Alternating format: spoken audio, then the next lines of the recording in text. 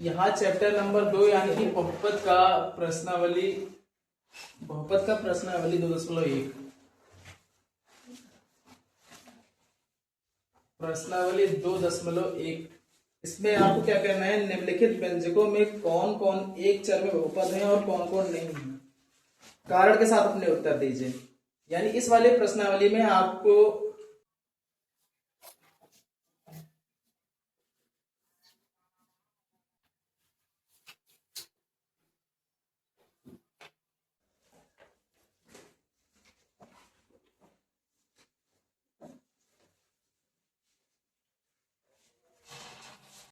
अब यहां लिखा हुआ है निम्नलिखित व्यंजकों में कौन कौन एक चर में बहुपद है और कौन कौन नहीं है, कारण के साथ अपना उत्तर देना है। अब ये जो पहला क्वेश्चन लिखा हुआ है 4x² - 3x + 7, चर पद का मतलब होता है जिसका मान चेंज हो सकता है, जिसका मान बदल सकता है। तो इसमें यक्स जो है ये चर पद है। अब वो चर पद में बहुपद होगा या नहीं होगा, ये इस बात पर निर्भर करता है कि उसका घात क्या है। अगर उसका घात धनात्मक है और पूर्णांक है तो ही वो बहुपद होगा। अब अगर यहां हम देखें तो x का घात 2 है, यहां पर x का घात 1 है, इसलिए यहां पर x की जो घात है वो धनात्मक है और पूर्णांक है, इसलिए जो ये संख्या लिखी हुई है ये एक बहुपद है। ठीक है, तो ये एक बहुपद है क्योंकि x के घात धनात्मक पूर्णांक है।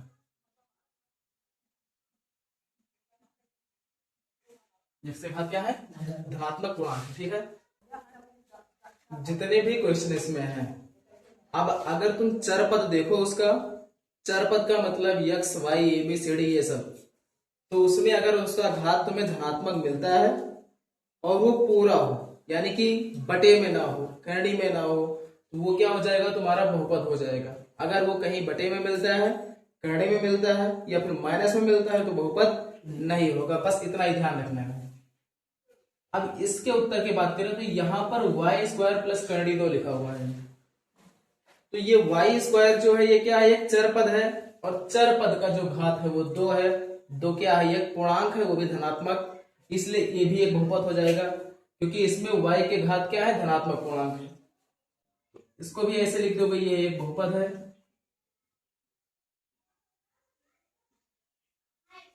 ये एक बहुपद है क्योंकि चर y के घात धनात्मक पूर्णांक है।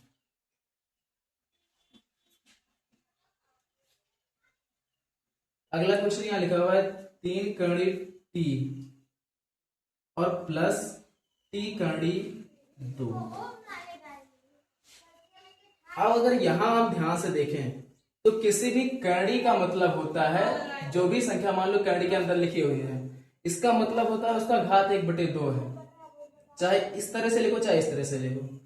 तो इसी तरह से अगर हम यहां देखें तो करड़ी t जो है करड़ी में है, यानी कि ये अगर सही तरीके से लिखें तो ये t के घात 1/2 हो जाएगा प्लस t करड़ी 2। अब यहां देखो तो चर पद t है और t का घात क्या है, 1/2, जो कि पूर्णांक नहीं है, धनात्मक है लेकिन पूर्णांक नहीं है, इसलिए यह एक बहुपद नहीं है। तो हम यहां क्या लिख देंगे, ये एक बहुपद नहीं है।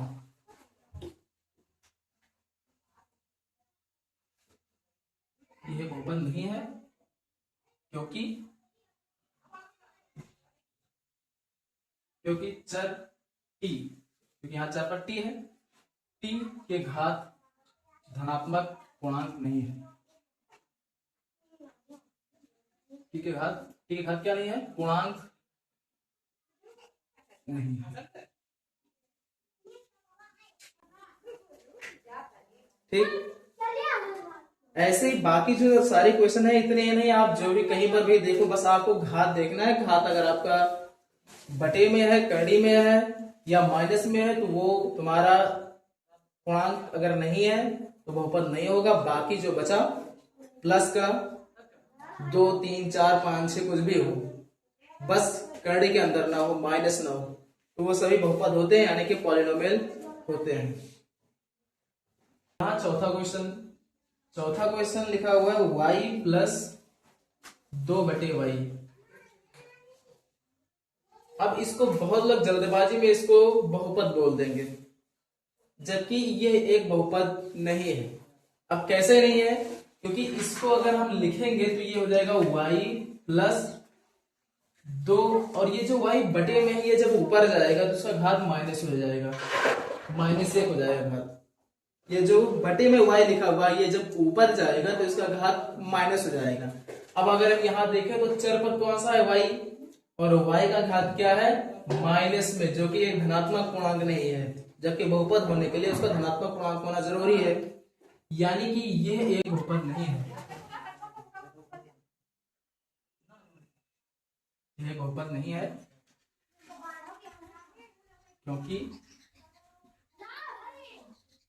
क्योंकि चर y के घात धनात्मक पूर्णांक नहीं है।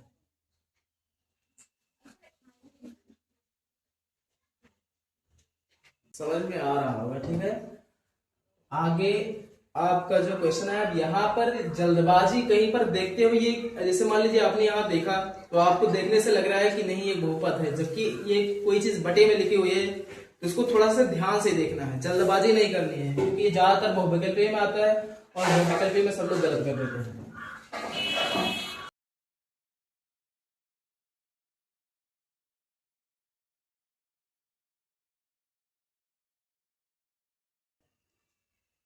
अब इस क्वेश्चन को अगर तुम ध्यान से देखो तो यहाँ लिखा हुआ x के घात 10 प्लस y के घात 3 प्लस t के घात 50। अब इसमें जितने भी चर पद हैं x, y, t, इन सभी का घात जो है वो धनात्मक है, कोई भी घात करनी में नहीं है, कोई भी घात बटे में नहीं है, कोई भी घात माइनस में नहीं है, सभी के सभी घात। यहाँ 10 है जो कि धनात्मक पूर्णांक है, 3 वो भी धनात्मक पूर्णांक है, 50 वो भी धनात्मक पूर्णांक है, इसलिए ये जो पूरा संख्या लिखा हुआ है ये एक बहुपद हो गया। ये एक बहुपद है,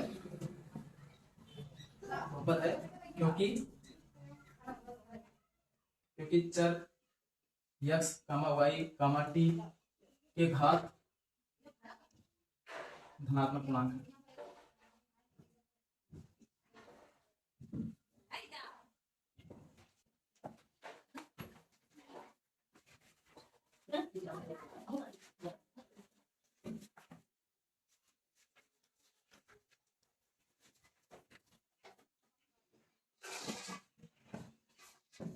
अब यहाँ क्वेश्चन लिखा हुआ है, क्वेश्चन नंबर दूसरा, कि निम्नलिखित में से प्रत्येक में x स्क्वायर का गुणांक लिखिए। गुणांक का मतलब होता है जो भी संख्या जिसके बारे में बात हो रही है उसके गुणे का अंक क्या है। जैसे यहाँ अगर बात करो तो x स्क्वायर में क्या गुणा किया गया है, कितना आया है, कितने गुणे का अंक है। तो जहां पर उसके आगे कोई अंक नहीं लिखा होता है वहां पर गुणांक 1 होता है। बाकी अगर कुछ लिखा है, 2 लिखा है, 3 लिखा है, 4 लिखा है, तो वो संख्या हो जाएगी। अब मान लीजिए हमारे पास यहाँ एग्जाम्पल है, ये 2x स्क्वायर प्लस x। अब इसमें गुणांक सिर्फ तुम्हें किसका ढूंढना है, x स्क्वायर का। बाकी जो संख्या लिखे उससे हमें कोई मतलब नहीं है, हमें सिर्फ और सिर्फ किससे मतलब है, x स्क्वायर से। तो यहाँ x स्क्वायर का गुणांक इसके आगे क्या लिखा हुआ है, 1। जहां कुछ नहीं लिखा होता है वहां 1 लिखा होता है, इसलिए यहाँ पर x स्क्वायर का गुणांक 1 है। ठीक, दूसरा गुणांक निकालना बहुत आसान है, इसमें कोई बहुत ज्यादा कठिन नहीं है, या फिर कि समझ में ना आ रहा हो, जो उसके आगे लिखा हो वो आप लिख सकते हो। जैसे मान लीजिए दूसरा क्वेश्चन लिखा हुआ है, तो 2 माइनस x स्क्वायर और प्लस x के घात 3 लिखा हुआ है। अब इस प्रश्न में अगर आप देखेंगे तो x स्क्वायर का जो गुणांक है वो 1 नहीं है, उसके आगे माइनस लगा हुआ है, इसलिए उसका गुणांक -1 हो जाएगा। तो यहां पर x स्क्वायर का गुणांक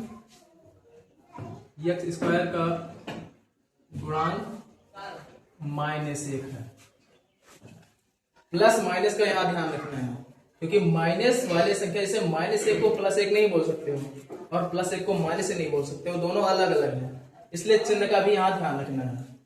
तीसरा क्वेश्चन लिखा हुआ है π/2 x स्क्वायर और प्लस x। इसमें x स्क्वायर कहां पे है, यहां पर, अब इसमें हमें किससे गुणा किया गया है, इसमें इस वाली संख्या से, यानी ये जो आगे लिखा हुआ है इसी से गुणा किया गया है, तभी इतना आया है। यानी इतने का गुणांक क्या हो गया है, ये जो इतना लिखा हुआ है ये, यानी पाई बटे 2। तो एक्स स्क्वायर का गुणांक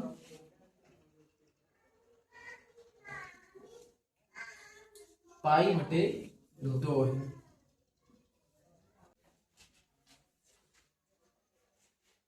अब ये जो चौथा क्वेश्चन है यहाँ पर करड़ी 2x-1। अब x का जो गुणांक है यहाँ करड़ी 2 लिखा हुआ है। अब यहां पर बात आती है एक्स स्क्वायर, यहां एक्स स्क्वायर है ही नहीं, तो अब एक्स स्क्वायर नहीं है तो अब क्या करोगे, जहां पर एक्स स्क्वायर नहीं होता है वहां पर उसका गुणांक क्या हो जाएगा, 0। कैसे 0 हो जाएगा, कुछ ऐसे, हम इसको कुछ इस तरह से ले सकते हैं, क्योंकि यहाँ एक्स स्क्वायर नहीं है तो हमें लिखना पड़ेगा। कैसे लिखेंगे, -1 प्लस 0x स्क्वायर। अब किसी भी संख्या को 0 से गुणा करोगे तो क्या आएगा, 0 ही आएगा। अब यहां अगर हम देखें तो एक्स स्क्वायर का गुणांक क्या हो गया, 0। तो इस तरह से भी क्वेश्चन हो सकता है आपके पास कि एक्स स्क्वायर लिखा ही ना हो तो आपको लिखना पड़ेगा। तो यहां हमने लिखा है 0x स्क्वायर। अब यहां पर एक्स स्क्वायर का गुणांक क्या हो गया, 0। तो यहां हम लिखेंगे एक्स स्क्वायर का गुणांक, यहां एक्स स्क्वायर का गुणांक 0 है।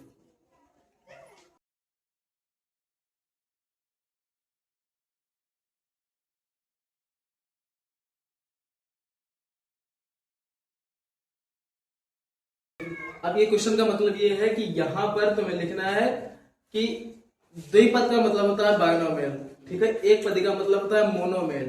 मोनोमियल मतलब जिसमें एक टर्म होता है, बाइनोमियल मतलब जिसमें 2 टर्म होता है। टर्म माने होता है पद। 35 लिखा है 3 या 5। यहाँ तीसरा क्वेश्चन लिखा हुआ है 35 के घात के द्विपद का और 100 के घात की एक पदी का एक एक उदाहरण दीजिए।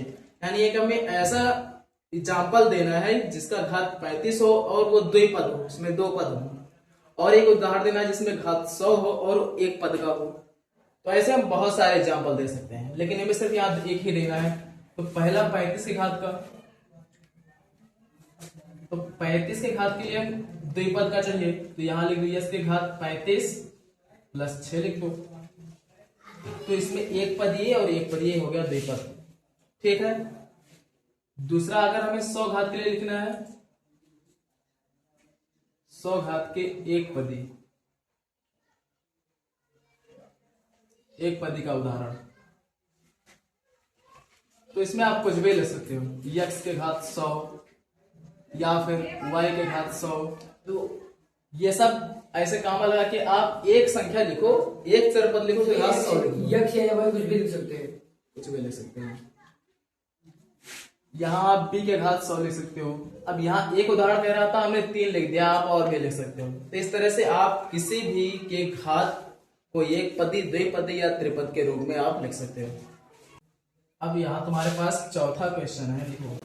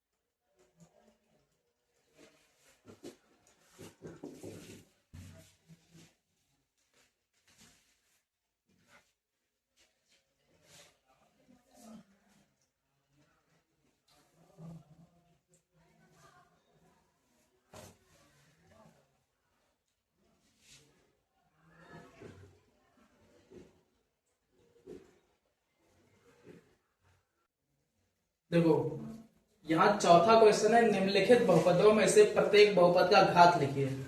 बहुपद के घात का मतलब होता है जो भी बहुपद लिखा हुआ है उसका अधिकतम घात क्या है। जो भी उसमें अधिकतम घात आपको दिखाई देता है वही उस बहुपद का घात कहलाता है। ठीक है, यानी कि जो हमारे पास बहुपद लिखा हुआ है उसमें हम देखेंगे कि जो घात है वो सबसे ज्यादा कौन सा है।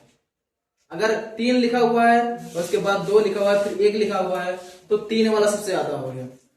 अब यहाँ पहले क्वेश्चन के बाद तो लिखा है 5x3 plus 4x2 plus 7x1। तो यहाँ पर सबसे ज्यादा घात हमें ये 3 वाला दिखाई दे रहा है, यानी इस बहुपद का घात हो गया 3, क्योंकि बहुपद के घात का मतलब होता है जो घात सबसे अधिकतम होती है वही उसके घात कहलाती है। ठीक, तो यहाँ बहुपद का घात क्या है 3।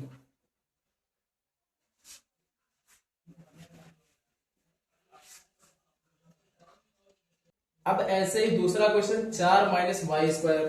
तो यहाँ चर पद है वाई स्क्वायर मतलब वाई के घात 2। तो यहाँ अधिकतम घात कितना है 2 है, इसलिए यहाँ बहुपद का घात हो जाएगा 2।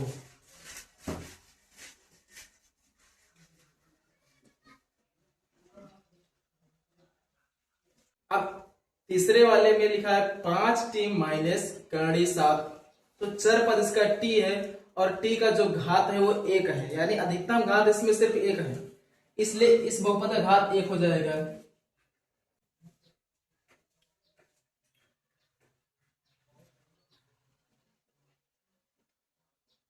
अब अगर इस क्वेश्चन में हम देखें ध्यान से तो जिसमें चर पद आया है, ठीक है, जितने जितने में भी चर पद आता है वहां तो हम बहुपद का घात आसानी से निकाल सकते हैं। लेकिन अब ये आखिरी क्वेश्चन जो चौथा लिखा हुआ है सिर्फ 3 लिखा हुआ है, जहां कहीं पर चर पद नहीं आता है सिर्फ अचर पद आता है उसे कहते हैं अचर बहुपद। ये एक अचर बहुपद है और अचर बहुपद का हमेशा जो घात होता है वो शून्य होता है। अचर बहुपद का घात हमेशा शून्य होता है। वो कैसे होता है हम आपको बता रहे हैं।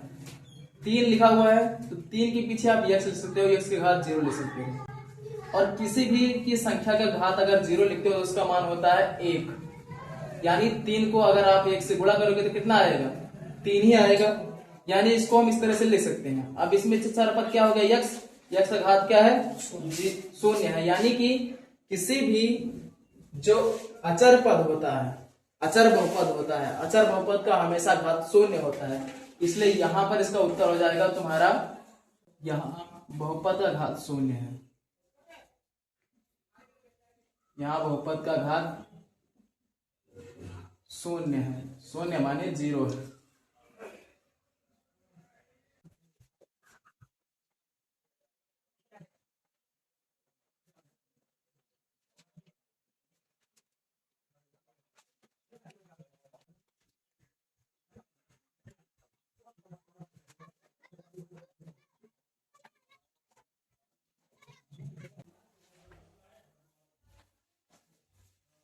यहाँ 5वां क्वेश्चन लिखा हुआ है कि बताइए कि निम्नलिखित बहुपदों में कौन कौन बहुपद रैखिक है, कौन कौन द्विघाती है और कौन कौन त्रिघाती है।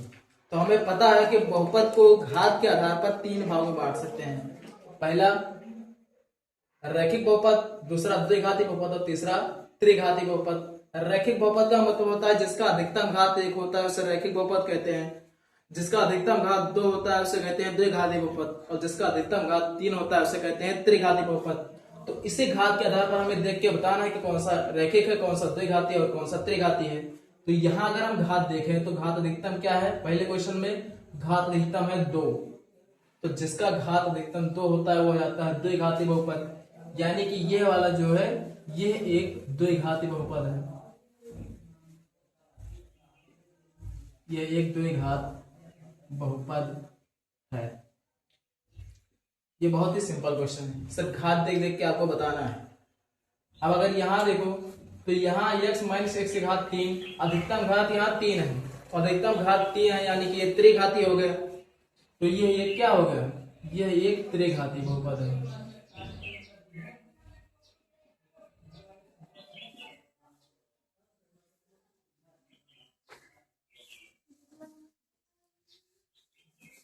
तीसरे वाले क्वेश्चन में y प्लस वाई की घात 2 प्लस 4, तो इसमें जो चर पद है y है और y का अधिकतम घात क्या है 2 है, इसलिए ये एक द्विघाती हो गया, ये एक द्विघात बहुपद है।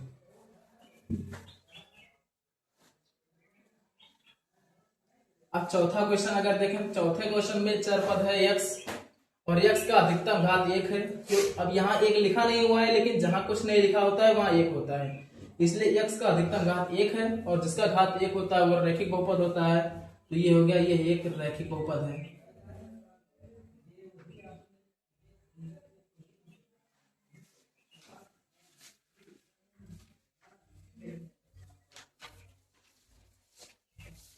ये एक रैखिक बहुपद है, ठीक है।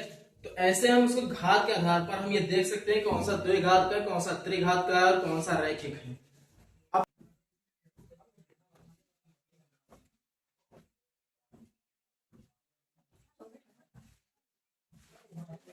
अब अगर इसके आगे का कुछ और क्वेश्चन अगर हम देखें तो सबसे पहले आप इसे ट्राई कीजिए कि इसके घात क्या हो सकते हैं, इसके बाद हम आपको बताते हैं।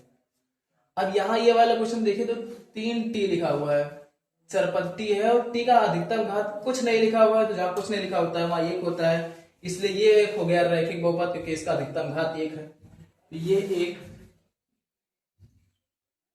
एक रैखिक बहुपद है।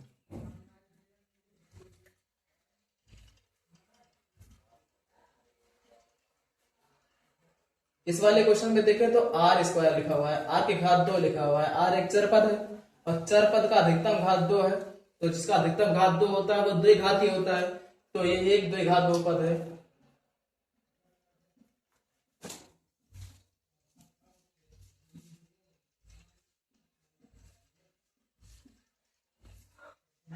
सातवें क्वेश्चन की अगर बात करें तो यहाँ लिखा हुआ है 7x घात 3, यानी इसका अधिकतम घात 3 है, तो जिसका अधिकतम घात 3 होता है वो त्रिघात बहुपद हो जाता है। तो यहां हम लिखेंगे ये एक त्रिघात बहुपद है, ये एक त्रिघात बहुपद है, ठीक है। इस तरह से ये वाली प्रश्नावली खत्म होती है। उम्मीद करते हैं आपको ये वीडियो पसंद आया होगा। अगर आपको इसमें कोई डाउट है तो आप कमेंट बॉक्स में बता सकते हैं। मिलते हैं अगले वीडियो में, तब तक के लिए धन्यवाद।